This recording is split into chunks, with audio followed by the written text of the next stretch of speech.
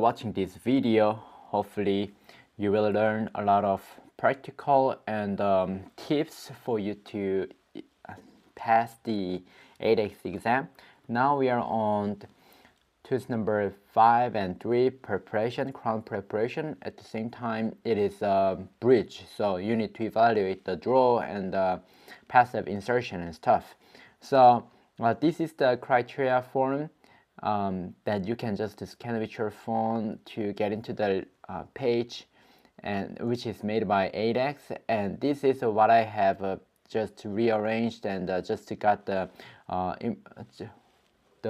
within the satisfactory level. So these are all the illustrations and tips which tools may help, and you're gonna get something out of it.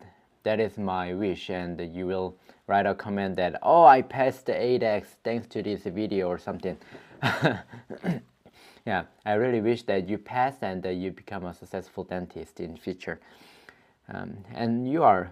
Okay, so let's begin with the criteria. Let's go over one by one and see what we need. So first, the gingival margin, from gingival margin, okay, the height of the margin needs to be for the aesthetic zone, which is the anterior tooth that you will be prepping is the tooth number 9, right? And also tooth number 5, that is also seen when the patient smiles. So those facial of tooth number 5 and tooth number 9, they can be go 0.5 millimeter subgingivally, as you can see here.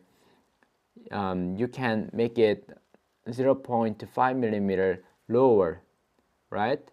But you don't need to, because you can make it higher, 1.5 millimeter higher from the gingiva, gingival margin. So my recommendation is just aim the middle so that you are very safe and you have a room to modify, right? Let's say you made it like equal gingiva, or you started equal gingiva or something, but if you make a finish and correction, then it might go lower, right? So don't risk yourself. Don't try to make it super nice, you know, equal gingiva, thinking of the patient. Okay, this is not a patient, but simulation. But you know, you need to pass, right? So just to make it like 1 millimeter above the free gingival margin. Okay, that is the safest one for you. So just remember 1 millimeter. All the prep needs to be 1 millimeter. Okay, and also you get a 1 millimeter probe, 1 millimeter graded probe. There are 3 millimeter, but I recommend you to have a, you know, like probe that has 1 millimeter graded, and you can mark with the pencil. You know, you can mark with the pencil and see whether you are 1 millimeter above the free gingival margin. And then later on, after prepping everything, you can finish it with the finishing burr, and it may go a little bit lower than 1 millimeter, but you're still within the safe zone. Okay, so if you go more than 1.5 millimeter, then it is sub or deficiency. And if you damage the gum, it is worse. So the examiners may not like it. So why do you risk by going subgingiva? All right. And also you can make a bevel here. You can make a bevel on the margin. Okay, but I don't recommend you to make a bevel on the margin. Why would you like to do the extra work? But by mistake, by the slippage of the burr, or you know, hand instrumentation, if you get to make a bevel, it's okay as long as it is 1.5 millimeter, right? Less than 1.5 millimeter. And the margin, okay, for the facial area, it is up to 2 millimeters. So even though you make a bevel, still there are, if there is still room, then it is good, but if there is no room, then it is not good. So don't attempt to do something that is extra, like creating bevel. And for the width of the margin, as I mentioned, for the facial area, where the facial of tooth number 5, okay, this is for tooth number 3, and this is tooth number 5, because tooth number 5 has a aesthetic area, which is the facial, and the lingual is doesn't require aesthetic, so it is metal. That's why the facial is 0.5 to 2 millimeter, right? So there are more rooms on the facial. And for the lingual, as long as you can detect the margin with the explorer, it is fine, and the maximum 1 millimeter. So if you just go with the 0.5 millimeter, okay, begin with 0.5 millimeter all around, and then refine it. If you finish with your finishing burr or something, then it'll be about like 0.7 to 8 millimeter, right? Sounds good? Yeah. So I wrote here 0.8, but like doesn't matter, 0.7, or or you can reduce the facial like 1.5 or 1, and lingual go like 0.5, right? So aesthetic zone, remember that it is more reduction, there is more room. But if you want to remember separately, then just to go with the 0.8. But begin with 0.5, okay? Begin with 0.5 reduction, make it 0.5, and do whatever, finishing. And the path of insertion, line of draw, deviates 20 degrees. That is pretty difficult to achieve. Like deviating 20 degrees like crazy. Like this is the long axis of the tooth, deviating 20 degrees. Like it really needs distortion or the wrong angle of the tooth. So I think it is difficult. I don't know whether I have understood this correctly, but what I see is this. So line of draw issue is something that is difficult to be made, and this is the deviation of 20 degrees. So like the crown cannot be deviated like that, right? It is almost impossible. So like within 20, they are giving a lot of room for us to make a mistake, overlook the mistake. So yeah, this is another drawing that I'm gonna talk about the 12 tapering. So when you get to make a 12 tapering, we are allowed to make up to 12. So this is basically 12, one moment, like this. So you can reduce up to this much, right? So there are plenty of room, and I recommend you to know about what burr you use. So the prep could be like this, straight, and up to this much it is allowed. So pretty much it is a cone shape, that is 1.2 millimeter. So yeah, first go straight with the 4 degree taper burr, okay, straight. And this one, when you get to practice number 5, don't follow the long axis of the tooth, because the tooth is slightly initially tilted. So when you are prepping this tooth number 5, you need to get the long axis from tooth number 3 and just to transfer it over here, and then cut and cut. So you might feel like you are reducing too much on the mesial, but that is the way it needs to be. Okay, so don't be afraid. I'm gonna explain you more on it later in a while. So this is the occlusal view of the tooth number 5 and 3. So as you can see, this area, it is wider because it is the facial area. So I illustrated into like wider margin, showing that it is, you can have it from 0.5 to 2 millimeter. And how many millimeter? Yeah, equal or less than 1 millimeter for the lingual. And this all area, the margin, it is the same. It needs to be less than 1 millimeter, right? Okay, so I believe it is clear with you.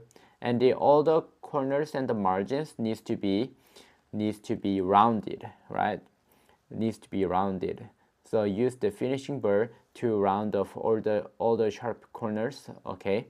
And that is very important. That is like, if you don't do that, if you leave them, you know, sharp in overall preparation, then you might get deficiencies. So I don't want that to happen. So the axial wall reduction is pretty straight and easy, but important. It needs to be one millimeter. If you are not tipping the burr like this, okay, or too much on the like this, then you do not make a, if you don't do like this, then you do not create undercut, and the tooth structure will be cut evenly, leaving no under reduction of the axial tissue. So just aim for 1 millimeter, okay, all around. You are gonna place the, what is that, the template, right? You're gonna place the template and make sure that this area 1 millimeter, but not the margin area, okay? Margin, just to follow the margin guidance, but like from 2/3 to the top, it needs to be within the, you know, just in a safe margin, 1 millimeter or about that. It could be greater because it is 0.5 to 2 millimeter, and the walls may be slightly rough, okay, and they may lack some definition, but no undercut. It should not have undercut. So practice holding the handpiece in a long axis of tooth number 3, okay, and practice it and transfer it to tooth number 5, holding the same angulation and uprightness of the handpiece. Taper is allowed equal or less than 12, okay, important. And incisal reduction, occlusal reduction. So for premolar, because it is the porcelain, it is allowed to reduce up to 2.5 millimeter. And for the molar, it is 2 millimeter, but they needs to be more than at least 1 millimeter. So target to create 1.5 from beginning, so that you don't need to waste your time, right? Get a 1.5 desk cutting burr that I'm going to, I have all here the tips. So these are very useful tool. I used this one. It is super fast and accurate, and since it has a non-cutting edge here, it pretty safely cut the cuspal area. And I recommend you to use a 1.5 diamond burr from the beginning, because if you cut 1 millimeter, then you are under the actual cutting part is less than 1 millimeter because of the cusp and the grooves and stuff. So get the 1.5 and and then you're at least 1.2 or something, yeah, right? So you can save your time. And don't be afraid to cut the teeth, because sometimes you might be afraid, oh, am I removing too much? But you know. And this one is for the facial and the lingual area. I haven't used it, but it looks good, so I just have it here. So it is from the Braslers. You can try. All right. Let's move on to, and you should not damage the adjacent tooth. So in the page of preventing damaging the adjacent teeth, it is pretty kind of sad that when I was taking the exam, I was not able to insert this matrix shield, metal shield. This is the strongest matrix shield that I have encountered. I've been using, you know, TOEFL Meyer to save money, and this I also tried this, but from the school I received this one, and like it is really tough. I mean strong. For the TOEFL Meyer, if you hit it sometime, like if you hit it like once or twice, then it is torn and it is useless. And this is the same, but this one, even though you hit it several times, it just leaves a scratch, but it doesn't, you know, perforate. But during the exam, when I attempt to introduce or insert this matrix band, as you can see, this is a whole chunk of solid plastic, so it doesn't expand. Like I cannot introduce. Like I almost fell the sextant as I was trying to push it in, and I was thinking by inserting the interproximal protector, I was afraid that I might damage the adjacent tooth with the the metal the protector. So I didn't use it. So what I recommend is that I don't know what you're gonna get. So just to practice without the protector to remove the to clear the interproximal area. So my recommendation is I don't begin at the full depth, you know, and I don't use needle burr because needle burr just wastes my time. So what I do, I remove from the occlusal to the gingival one layer by one layer. So go through and through from the occlusal wing, and then once you clear the occlusal portion, and go a little bit deeper and wing remove. So what I noticed is that, let's say this is the burr. If you sink all the way here, then it is very slow and there is a high chance to burn the plastic. So when you try to cut with this tip area, it cuts so smoothly, and this, you know, it doesn't burn, and yeah, it is safer for you to control. It cuts so smoothly if you use the tip of the burr to cut, you know. So I just cut with the tip, occlusal, and the lower area, and the lower up to the bottom, right? Up to the margin area. So that is how I did. And also, and after doing that, just transfer the, just hold the handpiece at this angle, okay? And just transfer it to the mesial of tooth number 5, okay? So it could be the most challenging part, and as you can see here, this whole portion will be removed. So it looks like you are removing a lot, but actually it should be like that, okay? As you can see, the long axis is slightly deviated mesially, right? This one is bigger than this angle, so the tooth is tilted mesially, so you need to reduce mesial area more. So if you get to hold the handpiece following the long axis like this, then you're not doing good. It'll not draw, okay? If you hold your handpiece along the long axis, the prep will not draw.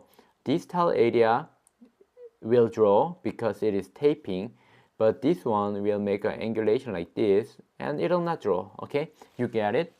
Yeah, you know what I mean? Okay, and if you see on this another angle, as you can see, this is slightly tilted mesially, and this is pretty upright. So follow the tooth number 3 as a guide. All right. Okay, so if you go to this link, this QR code, if you scan it with your phone, then you'll get into. There are so many, places you can purchase through online. And this is the QR code for the bird, and this is the mouse meter. It is crazy. I love this. So if you have this, you can really see the tooth number 3 and 5. This is a big giant meter, and in one look, right? You don't need to go back and forth. And another way to check the path of insertion is that look from far. Okay, so have them. You lean back and take a look whether they are really drawing after doing the tooth prep. Yeah, look back. I mean, sit back and take a look, and hold a flat instrument. Hold a flat instrument against the wall and see whether they are drawing, right? And also the occlusal visualization, occlusal evaluation is important. That's why you need to have a big mouse meter. It is allowed to use it. Okay, so, and another very good tip is that try to buy this stainless metal, bar. It is only $6, but you can make a 1, 2, 3, 4, 5, 6, like 10 instruments out of it. So what you're gonna do with this is that if you go here, you will watch my video that what I have made out of the metal, stainless metal bar, and I used it during the exam, and it was so good, and I was confident that I made it. Yeah, because 1.5 millimeter and 1 millimeter are the critical measurement in the exam, right? So there is also 0.5 millimeter, but that is not needed, right? So even in the rest hole, you can utilize them so in a good way, and even in your clinic, probably you can use it because it is stainless steel, autoclavable, and nice, right? And if you go to the QR code here, you can download the criteria form that I have made here, and yeah, I'm gonna just download this PDF to my blog. Okay, so there is also black and white, that is saving ink version. So if you like this video, please like and share to your friends and subscribe. It is really great help to me, and may God bless you, and wish to hear from you that you passed the exam. May God bless you.